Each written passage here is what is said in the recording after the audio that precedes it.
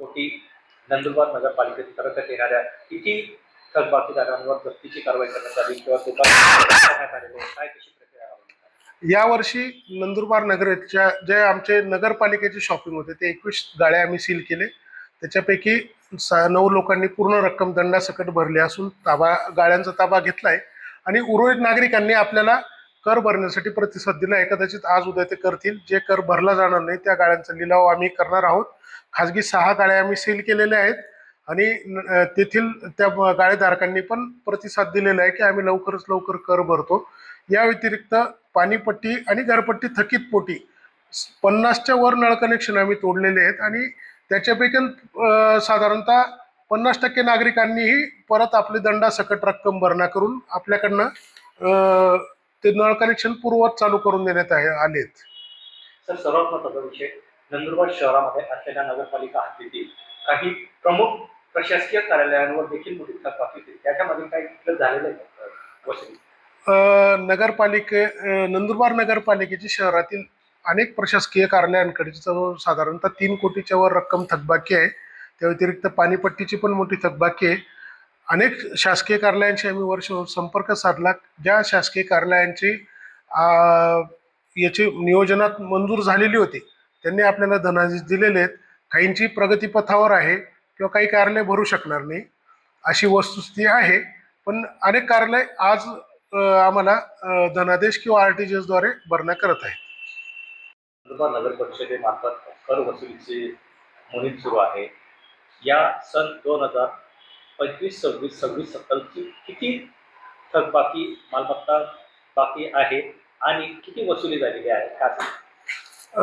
नंदुरबार नगरपालिकेच्या मालमत्ता कराची थकबाकी जी आहे ती मागील पासून चालूपर्यंत चालत आली साधारणतः 24 कोटी रुपये आहे आणि चालू वर्षाची मागणी ही 6,99,00,000 म्हणजे 7 लाखात जवळपास आहे. तर यावर्षी चालू करापैकी नागरिकांनी चांगला प्रतिसाद दिला आणि 4 कोटीच्या पुढे रक्कम वसूल झाली आहे. नागरिक आज 30 मार्च 31 मार्चलाही चांगला प्रतिसाद देत आहेत. जी महाराष्ट्र शासनाने जी अभय योजना लागू केली की जे शास्ती होती 2% प्रतिमा व्याज जे वर्षात 24 येवायचं त्याच्या वाढीसाठी शासनाकडे नगरपालिकेने जिल्हाधिकाऱ्यांमार्फत प्रस्ताव पाठवला आहे. त्यामुळे नागरिकांना जे आवाहन आम्ही करतोय की आपण जे मूळ मुद्दल भरा त्याला नागरिकांनी प्रतिसाद दिला आहे. आता कर भरण्यासाठी नगरपालिकेचं कार्यालय आज आणि उद्या सुट्टी असली तरी चालू आहे आणि आमचे कर्मचारी येऊन प्रत्येक भागात आपल्याला संपर्क करत आहेत. नगरपालिकेने ऑनलाईन कर भरण्याची पण सुविधा उपलब्ध करून दिली आहे. तरी नागरिकांना माझी विनंती आहे की यात सवलतीचा अभय योजनेचा जास्तीत जास्त लाभ घ्यावा आणि आपला कर वेळेवर भरावा जेणेकरून शहराच्या विकासात आपलं योगदान राहील. दुसरी महत्त्वाची गोष्ट म्हणजे जर आपला कर थकीत झाला तर ही योजना पुढच्या वर्षी लागू होणार नसल्यामुळे आपल्यावर परत एकदा तो थकबाकीवर परत वार्षिक 24% वाढीचा भुर्दंड पडेल आणि आपल्याला जास्तीची रक्कम भरावी लागेल आणि तो भार जास्तच मोठा असेल.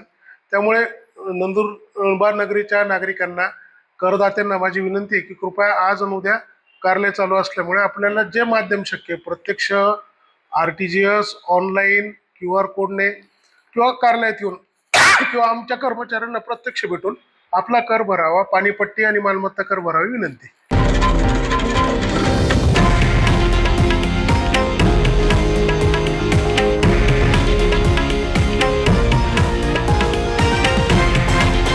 हे आहे देशातील नंबर 1 न्यूज नेटवर्क आणि आपण पाहत आहात TV9 मराठी, एकमेव.